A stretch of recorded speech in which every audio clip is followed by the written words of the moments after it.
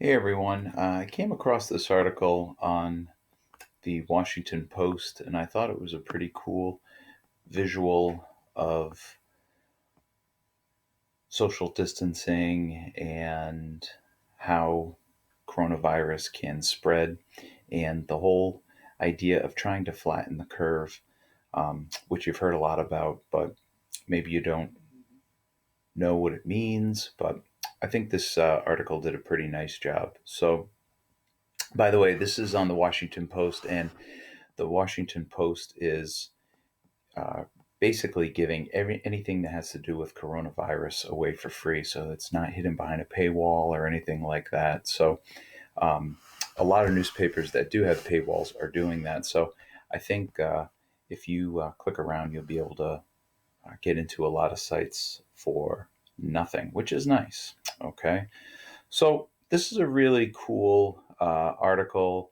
Um, that has a lot of graphics and that you can really see visually how the coronavirus has spread. And this first graphic is called the exponential curve, and this is the one that gets people very, very concerned. And so, if you look at where I'm scrolling, you can see that the cases in the United States of America have started off back in January very, very low. So, right around the time Valentine's Day, which is right here, this was the last day of school before we went on vacation. You see, there's only 15 cases, and the president at the time was touting the fact that the number of cases in the United States was very, very low, and it was. But I think what he didn't realize, and I certainly didn't realize, was that the numbers were going to skyrocket very, very high. And so if you go to the end of vacation, which was the 21st, it goes from 15 to 35, and that is more than double the amount of cases. And I know I'm not a math whiz, but I do know that. But as you go to March 1st, we go to 76 cases. And then it was like we were going on a rocket ship up to the moon. You see the numbers just go up and up and up and up and up. And here we are. Well, we're past this number, 2,179. It is now March 19th, and we are well over 2,000 cases. So this exponential curve, if nobody were to practice social distancing and we were to just let nature take over, this number would keep spiraling higher and higher and higher. So if you look here in the article, it said if the number of cases were to continue to double every 3 days, there would be about 100 million cases in the US by May. 100 million cases. There's about 330 million people in the United States of America right now. Okay, so what we have been told and what I'm practicing, my family's practicing, and I'm sure you're practicing is something called social distancing.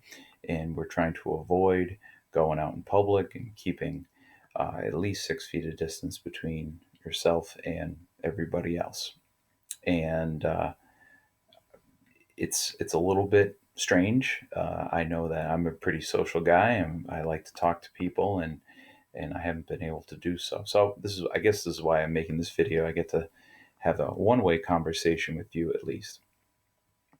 So what the Washington Post did here was they created a fake disease and they called it simulitis.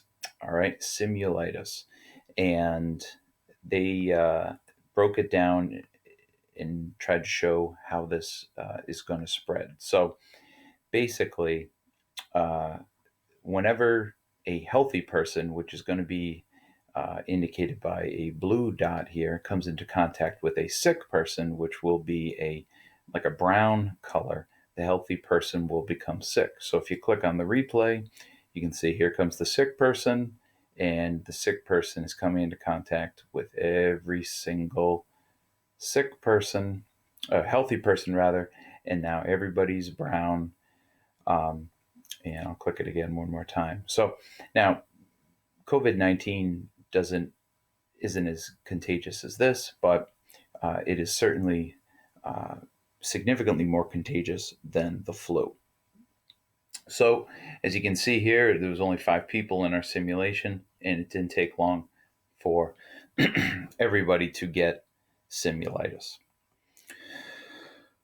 So, as it says here, this is a key thing. In real life, of course, people eventually recover. A recovered person can neither transmit simulitis to a healthy person nor become sick again after coming in contact with a sick person. So, here comes our sick person, and you see they're getting everybody sicker, but the people that were sick first are now recovering, and you can see that once they've had the disease, they can't get it again. So what they did is they started to expand this a little bit greater in the article. So let's see what happens when simulitis spreads in a town of 200 people. So what they did is they made one person sick, and they put a bunch of people in random spots, and I'm going to have to let the simulation run again. Okay. So what you're going to be looking for is the slope of the red or brown curve is going to represent the number of sick people. It rises rapidly as the disease spreads, but the people that got the disease first are also recovering, and so once they get the disease, they can't get it again. So you'll see this curve start to go down. All right, and this is the change over time. Okay, so let's run the simulation. It's pretty cool.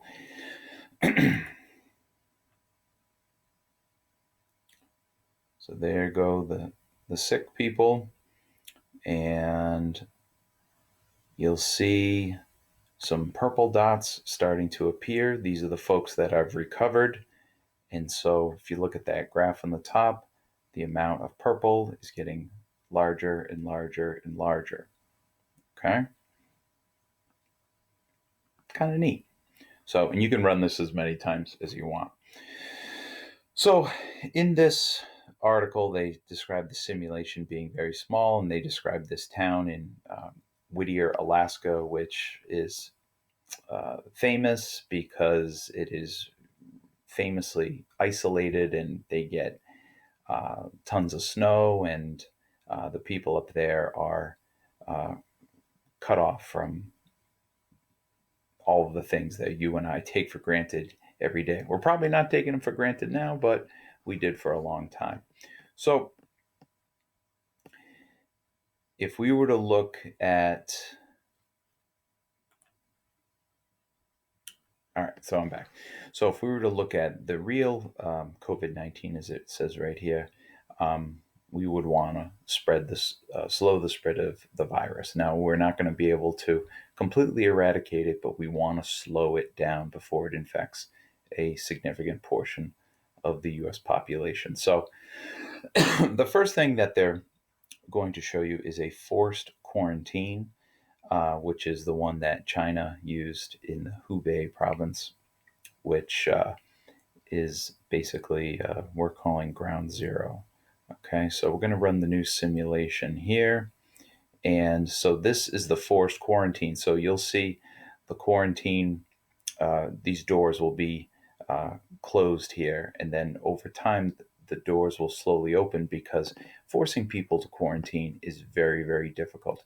Your people are going to leave their homes. People are going to interact with people. People are going to infect others and get themselves infected at the same time. So you'll see that here.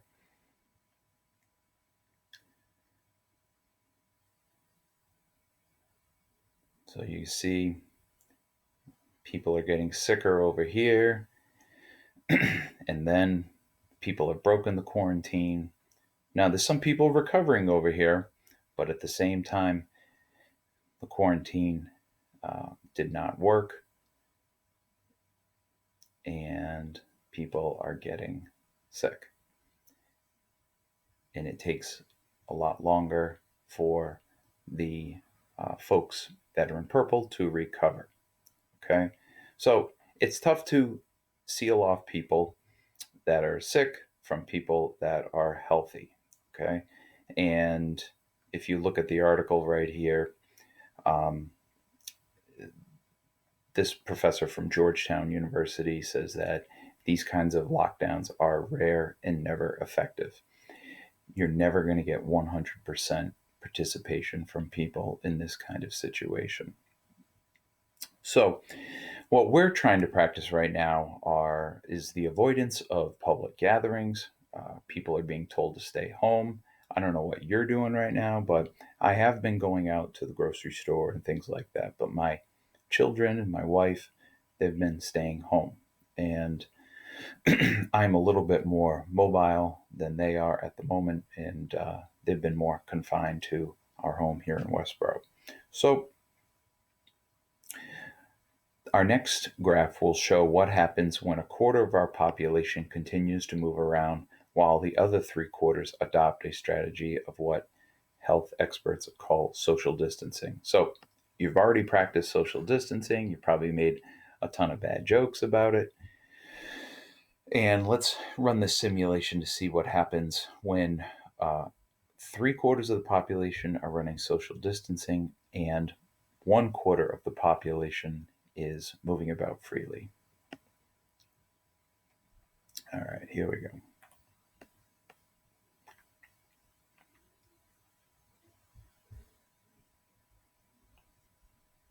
Now, what I like to do is focus on a particular dot or an area, and you get to see if that area becomes infected. If they do become infected, how long does it take for them to recover? And as you can see right here, that just the very basics of social distancing keep people healthy. And this is why you should do it. Okay.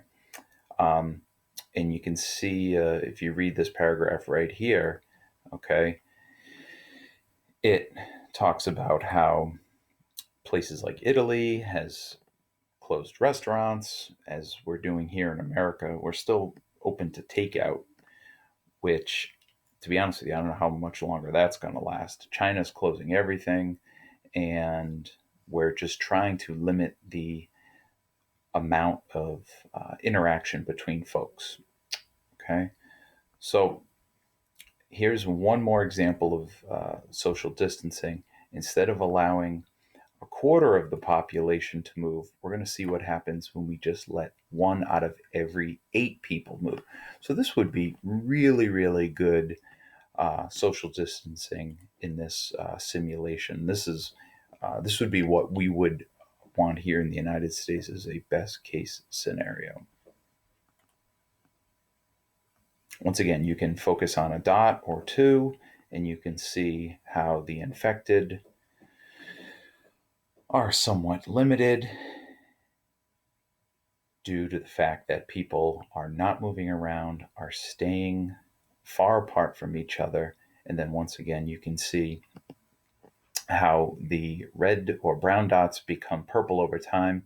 Remember, there's about a 14-day incubation period. I'll run it one more time. So if you are sick and you quarantine yourself for 14 days, then you are going to hopefully get well, and you're not going to infect anybody else. And that's the more important thing. Okay. And you can see, look at this red curve down here. Very, very flat. Very flat. And you can see how the purple one is starting to get a little bit more significant. But the key thing here is this blue section, all healthy. Most were healthy from the beginning of the simulation through the end of the simulation. Okay. So, first of all, I hope you like the simulations. I thought this was really fascinating, and I think something like this, I really benefited from the visual aspect of it. Okay. And if you look at these comparisons here, and you could see this is the free for all, everybody doing what they want, and you get that exponential curve. This is not good. We cannot do this. In attempted quarantine, this is what China did, and you still get some significant um, peaks in this situation. The moderate distancing, this is what the United States is attempting to do right now. And you can see all this blue area. This is the healthy folks.